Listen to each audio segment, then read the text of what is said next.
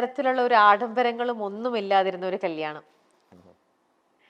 എന്തായിരുന്നു അങ്ങനെ ഒരു ഇത് കോവിഡ് കാലായിരുന്നല്ലോ. അതെ, അപ്പൊ അതുകൊണ്ട് ആൾക്കാർ കൂടാൻ പാടില്ല എന്നൊക്കെ നിയമം ഉണ്ടായിരുന്നു. അതുകൊണ്ട് ആഡംബരം കുറച്ചതെന്നാണോ? അല്ല, അപ്പൊ അത് ആ സമയത്ത് അങ്ങനെ ചെയ്യാൻ പറ്റില്ല എന്നുള്ളതുണ്ട്. പിന്നെ അപ്പൊ ഇന്നത്തെ അത് കാലത്തായിരുന്നെങ്കിൽ കഴിഞ്ഞിട്ട് വേറെ സമയത്ത് ഇതിന്റെ പാർട്ടി വെക്കണം എന്നൊക്കെ പറഞ്ഞെങ്കിലും മകൾക്ക് അങ്ങനെ വലിയ താല്പര്യമില്ല. സ്വർണ്ണിടാനോ വലിയ പാർട്ടി നടത്താനോ അങ്ങനത്തെ ഒന്നും താല്പര്യമില്ല. അത് അപ്പാന്നാ വിളിക്കുക തന്നെ. എന്താന്ന് വെച്ചാൽ ചെയ്തോ, കുറച്ച് പാവങ്ങൾക്ക് കൊടുക്കുക, കുറച്ച് പാവങ്ങളുടെ കല്യാണം നടത്തി.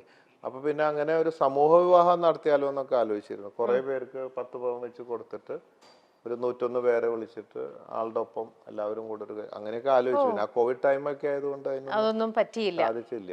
ഓക്കെ, അങ്ങനെ ഉള്ള ഒരു ഇതാണ്. ഓക്കെ. അപ്പൊ ഇങ്ങനത്തിലുള്ള കല്യാണങ്ങൾക്ക് പോകുമ്പോഴും എവിടെ പോയാലും എപ്പോഴും ബോച്ചയുടെ ഒരു കോസ്റ്റ്യൂം എന്ന് പറയുന്നത് ഇതാണ് അല്ലേ? ഇത് തന്നെയാണ്. എന്ത് അപ്പൊ ഈ ഒരു കോസ്റ്റ്യൂമിന് മൊത്തത്തിൽ പറഞ്ഞു കഴിഞ്ഞാൽ ബാത്റൂമിൽ പോകുമ്പോ ഇതല്ല കേട്ടോ. അപ്പൊ ഈ ഒരു ഔട്ട്ഫിറ്റിനെ മൊത്തം പറഞ്ഞു കഴിഞ്ഞാൽ ശരിക്കും ഇപ്പൊ എത്ര രൂപ വരും ഈ ഒരു കോസ്റ്റ്യൂമിന്? ഈ കോസ്റ്റ്യൂമിന് എനിക്ക് തോന്നുന്നത് എല്ലാം കൂടെ ഒരു 10,000-ന്റെ ചോട വരും. ആണല്ലേ? എല്ലാം കൂടെ ഇതെല്ലാം സ്റ്റിച്ച് ചെയ്യിപ്പിച്ചെടുക്കുന്നതാണ് എല്ലാം. അതെ, ഓക്കെ. അപ്പൊ ഇതില്ലേ ഈ സൈഡിൽ ഇവിടെ പ്രിന്റിലുണ്ടല്ലോ, അതാ മറ്റേ ഗിന്നസ് റെക്കോർഡ് കിട്ടിയ മാരത്തൺ പോയതിന്റെ അല്ലേ? പക്ഷെ നേരത്തെ വന്നപ്പോഴും ഇത് റണ്ണിന്റെ റെക്കോർഡാണ്. മറ്റേത് world piece Guinness record, Maradona കൂടെയുള്ള ഫോട്ടോ. അപ്പൊ ഇത് പണ്ട് നേരത്തെ ഇതേപോലെ വൈറ്റ് മുണ്ടിൽ ഇങ്ങനെ ഒരു റൈറ്റിംഗ് ഉണ്ടായിരുന്നില്ലല്ലോ. ഇല്ലായിരുന്നു. ഇതിപ്പോ ഞങ്ങള് ഇവിടെ ഇപ്പൊ കുറച്ച് ഡിസൈൻ ചെയ്ത് ഞങ്ങൾക്ക് ഒരു ഗാർമെന്റ് ഫാക്ടറി ഉണ്ട് തിരുപ്പൂര്. അപ്പൊ അവിടെ പല സാധനങ്ങളുണ്ട്, എക്സ്പോർട്ട് ചെയ്യുന്നുണ്ട്, പലതും ഫിജി കാട്ടിലേക്ക് ഉണ്ടാക്കുന്നുണ്ട്. അപ്പൊ അവിടേക്കൊക്കെ വേണ്ടിയിട്ട് ഇനിയിപ്പോ ഇത് കുറെ പേര് ഇത് ആവശ്യപ്പെടുന്നുണ്ട് ഇങ്ങനത്തെ മുണ്ട്.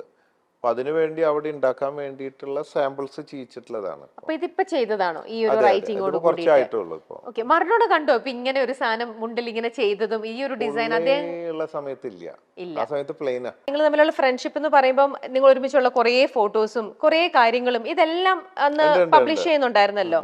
അപ്പൊ ഇങ്ങനത്തെ ഒരു യുണീക്ക് ഒരു ഐഡിയ ഞാൻ ചെയ്യുന്നതില് അങ്ങനെ ഒരു അങ്ങനെ എനിക്ക് ഫുൾ ഫ്രീഡം തന്നുണ്ട്, വളരെ ക്ലോസ് ആണ്.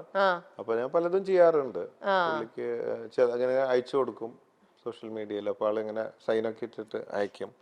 വളരെ നല്ല ക്ലോസ്. കാരണം ഒരുപാട് നിങ്ങൾ ഒരുമിച്ചുള്ള ഫോട്ടോസ് ഒക്കെ എല്ലാത്തിലും തന്നെ യൂസ് ചെയ്യുന്നുണ്ടല്ലോ, അതുകൊണ്ട് തന്നെ ഇത് ഓക്കെ. ഇനിയിപ്പം ഇപ്പൊ ഈ ഹെഡ് ബാൻഡ് വെച്ചിരിക്കുന്നതിന്റെ ഇതോ ബോച്ചെ എന്നും പറഞ്ഞിട്ടുണ്ട്. ഇത് ഈ യാചകയാത്ര തുടങ്ങിയപ്പോ ഈ മുടി ഇങ്ങനെ പാറ് ഒരു മുഖത്തേക്കൊക്കെ വരുമല്ലോ, അപ്പൊ ബുദ്ധിമുട്ടാ. അപ്പൊ ഞാന് ഈ ബാൻഡും പിന്നെ ഇവിടെ ഇതും. അതെന്താ അത് ഈ മുടി വെക്കുന്നത് കണ്ടിട്ടില്ലേ? ബിഗ് അല്ല, ഈ എന്താ ഹെയർ ബാൻഡ്. Hair band. ഓ, ഞാൻ വിചാരിച്ചു അതിന്റെ കൂടെ ബിഗ്. അല്ലല്ല, ബിഗ് ഒന്നും ഇല്ല, എല്ലാം ഒറിജിനലാണ്. മുടി ഇനിയും വളരണമെങ്കിൽ ഈ ബോച്ച ഹെയർ ഓയിൽ തേച്ചാൽ മതി. പുതിയ സാധനം ഇറങ്ങുന്നുണ്ട്, പുതിയതായിട്ട് മാർക്കറ്റിലേക്ക് വരാൻ പോകുന്നു. ഹെയർ സീക്രട്ട് എന്ന് പറഞ്ഞിട്ട് ഇറങ്ങുന്നുണ്ട്. അതെ, പിന്നെ ബോച്ച എനർജി കിട്ടണമെങ്കിൽ ഇത് രണ്ടുമാണ് ഇനിയിപ്പോ പുതിയതായിട്ട്. അടുത്ത മാസം ഉണ്ടാവും. ഇപ്പൊ ഈ ബോച്ച ഫ്രാഞ്ചൈസി കൊടുക്കുന്നുണ്ടല്ലോ, ബോച്ചെ പാർട്ട്ണർ എന്നുള്ള ബ്രാൻഡില് ഫ്രാഞ്ചൈസി കടകൾ കൊടുക്കുന്നുണ്ട്. ഒരു 9,000 ഫ്രാഞ്ചൈസി എൻക്വയറി വന്നിട്ടുണ്ട്. അത് ഇപ്പൊ 7 എണ്ണം ഞാൻ ഉദ്ഘാടനം ചെയ്തു ബോച്ചെ ടീയുടെ. ഇനി ബാക്കി എല്ലാ ജില്ലയിലും 10 എണ്ണം വെച്ചാണ് ആദ്യം കൊടുക്കുന്നത്. സോഷ്യൽ മീഡിയ നിറയെ ബോച്ചയെ കുറിച്ചുള്ള വിശേഷങ്ങളായിരുന്നു കുറേ ദിവസം. എന്നാൽ അധികമാർക്കും അറിയാത്ത ബിസിനസ് ലോകത്തെ വമ്പനല്ലാത്ത ഒരു സാധാരണ മനുഷ്യൻ തന്നെയാണ് നമ്മുടെ വീട്ടിലെ ബോച്ചെ. പ്രത്യേകിച്ചും ഏക മകളാണ് ബോച്ചെ. ഏകമകൾക്ക് അച്ഛനൊരു സൂപ്പർ ഹീറോ തന്നെയാണ്. തന്റെ പ്രണയം ആദ്യമായി അച്ഛനോട് പറഞ്ഞപ്പോൾ മറ്റൊന്നും നോക്കാതെ സമ്മതം മൂളിയതും അന്ന ഒരു സമയത്ത് തുറന്നു പറഞ്ഞിരുന്നു. ന്യൂ ജനറേഷൻ വിവാഹം നടത്തി കോടികൾ പൊടിക്കുന്ന ചിലർക്കുള്ള മാതൃക കൂടിയായിരുന്നു സ്വർണ്ണ വ്യാപാരിയായ കോടീശ്വരനായ ബോബി ചെമ്മണ്ണൂരിന്റെ മകളുടെ വിവാഹം. ഏറ്റവും സിമ്പിൾ, മാധ്യമ ശ്രദ്ധ ഒന്നും നൽകാതെ നടത്തിയ വിവാഹത്തിന്റെ ദൃശ്യങ്ങൾ ആ സമയത്ത് വൈറലായി മാറിയിരുന്നു. തീർത്തും ലളിതമായ ചടങ്ങുകളിലൂടെയായിരുന്നു ഏക മകളുടെ വിവാഹം ബോബി ചെമ്മണ്ണൂർ നടത്തിയത്. മകളുടെ വിവാഹത്തിലും പതിവ് വേഷവിധാനത്തിൽ തന്നെയാണ് ബോബി എത്തിയത്.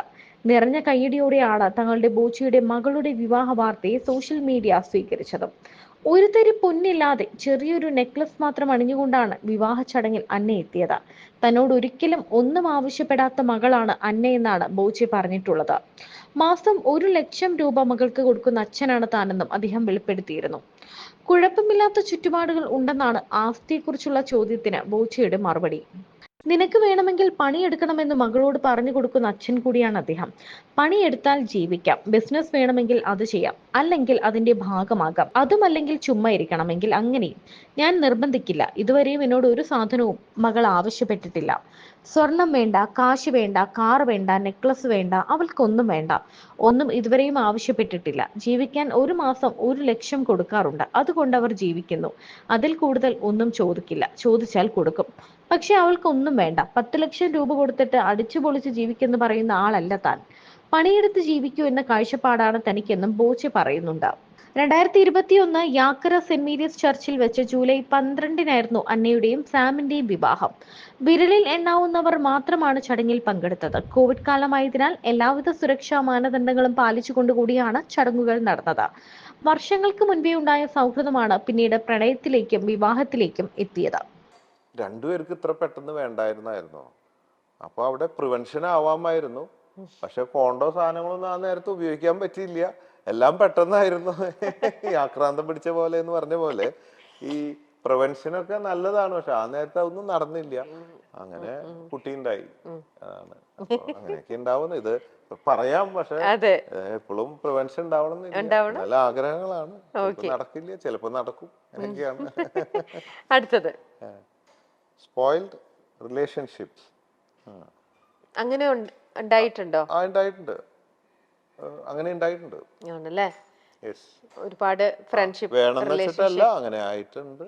പിന്നീട് തോന്നിയാവോ അങ്ങനെ ആയിപ്പോയല്ലോ എന്നൊക്കെ. മനുഷ്യരല്ലേ, തെറ്റുകൾ പറ്റാത്തവരില്ലല്ലോ. ഓക്കെ. അങ്ങനെയാണെങ്കിൽ ഈ ഇപ്പൊ റിലേഷൻഷിപ്പിനെ കുറിച്ച് ചോദിക്കഴിഞ്ഞാൽ ഇപ്പം കൂടുതൽ എല്ലാവരും ലിവിങ് ടുഗെദർ ഒക്കെ പ്രിഫർ ചെയ്യുന്ന ആൾക്കാരുണ്ട്. ബോച്ചയ്ക്ക് അങ്ങനെയുള്ള അതിനോടുള്ള ഒരു അഭിപ്രായം എന്തായിരിക്കും? നല്ലതാണ്, വളരെ നല്ലതാണ്. നമ്മുടെ ഈ കല്യാണം സമ്പ്രദായങ്ങളൊക്കെ അതൊക്കെ എന്നെ സംബന്ധിച്ച് അത് ശരിയായ ഒരു രീതിയായിട്ട് തോന്നുന്നില്ല. പിന്നെ സൊസൈറ്റിയാണ്, മതങ്ങളും കാര്യങ്ങളും അവരവരുടെ കൾച്ചറുണ്ട്, അവരവരുടെ കംഫർട്ട്, സൊസൈറ്റി അവരുടെ ജീവിതത്തിന് തെറ്റൊന്നുമില്ല അവരവരുടെ ഇഷ്ടത്തിനനുസരിച്ച്. പക്ഷെ അതൊക്കെ മേലെ നമ്മൾ അതൊക്കെ വിട്ടിട്ട് ചിന്തിക്കുകയാണെങ്കിൽ ഈ കല്യാണം കഴിച്ച് ജീവിക്കുമ്പോൾ നമുക്കൊരു ലൈസൻസ് കിട്ടിയ പോലെയാണ്. ഇത് നമ്മുടെ ആയി, നമുക്ക് ലൈസൻസായി. അടിമ എന്നർത്ഥമില്ല, എങ്കിലും എന്തൊക്കെ പറഞ്ഞാലും ആണും പെണ്ണും സമത്വം എന്നൊക്കെ പറഞ്ഞാലും അക്കാര്യത്തിൽ ആണുങ്ങളോട് ഒരു വ്യത്യസ്ത അഭിപ്രായമാണ് എനിക്കുള്ളത്. പെണ്ണുങ്ങളെ അവരുടെ താഴെ തന്നെയാണ് നിർത്തി. എല്ലാവരും അല്ലെങ്കിലും 99% അതൊക്കെ തന്നെയാണ്. അതായത് ഇപ്പൊ നമ്മള് ഒരു കാപ്പി ഉണ്ടാക്കി കൊണ്ടടി എന്ന് പറയും. ഭാര്യ ഒരു കാപ്പി ഉണ്ടാക്കി കൊണ്ടുവരാ എന്ന് പറയല് കുറവായിരിക്കും. അങ്ങനെ പറഞ്ഞാലത്തെ അവസ്ഥ സ്നേഹത്തിൽ പറഞ്ഞിട്ട് കൊടുക്കും. എന്നും പറയാൻ പറ്റുമോ? അപ്പൊ എന്ന് പറഞ്ഞ പോലെ ഓരോ ഭാഗത്തും അത് ഞാൻ തർക്കിക്കുമ്പോ ഞാൻ ജയിക്കാൻ വേണ്ടിയിട്ട് ഭാര്യയോട് പറയും, അത് ആണിന്റെ താഴെ തന്നെയാണ് പെണ്ണ്, കെടുക്കുമ്പോഴും നീ അടിയിൽ തന്നെയല്ലേ എന്ന് ചോദിക്കും. അതുകൊണ്ട് ആണിന്റെ താഴെയാണ് പെണ്ണ് എന്നൊക്കെ പറയും നമ്മൾ ജയിക്കാൻ വേണ്ടി. പക്ഷെ ആത്മാർത്ഥമായിട്ട് ചിന്തിക്കുമ്പോൾ ശരിക്കും സമത്വം വേണം. സൃഷ്ടി ഒക്കെ ആണ് പെണ്ണ് ആയി എന്നുള്ളത് കൊണ്ട്. അതുകൊണ്ട് ഇത് വേറൊന്ന് ഞാൻ കേട്ടിട്ടുണ്ട്, ബോച്ചയുടെ അടുത്ത് നമ്മൾ ലിവിങ് ടുഗെദറിനെ കുറിച്ച് ചോദിക്കുകയായിരുന്നു. ലിവിങ് ടുഗെദർ ആവുമ്പോ ലൈസൻസ് ഇല്ല, രണ്ടുപേരും ഈക്വലാ. ആർക്ക് വേണമെങ്കിൽ ഇട്ടിട്ട് ആരെ വേണമെങ്കിൽ ഇട്ടിട്ട് പോവാം എപ്പോ വേണമെങ്കിലും. അപ്പൊ ഈക്വൽ സ്റ്റാറ്റസ്. മാത്രമല്ല എപ്പോഴും ബോയ് ഫ്രണ്ട് ഗേൾ ഫ്രണ്ട് എന്നുള്ളൊരു ഫീലിംഗ് ഉണ്ടാവും. പുതുമ നഷ്ടപ്പെടില്ല. എന്നും ഹണിമൂണാ. മറ്റേ ലൈസൻസ് കിട്ടിയിട്ട് വണ്ടി ഓടിക്കുന്നതും ആ ഒരു ഇതുണ്ടല്ലോ, അപ്പൊ അതിന് വലിയ ത്രില്ല് അങ്ങനെ കുറഞ്ഞു വരും. ഇതെന്നും ഗേൾഫ്രണ്ട് എന്ന് പറയാൻ പറ്റില്ലല്ലോ. ബോച്ചയുടെ വൈഫ് ഇത് കാണുന്നുണ്ടാവില്ല. അപ്പൊ ബോച്ചയുടെ ലൈഫിലും എന്താണല്ലേ?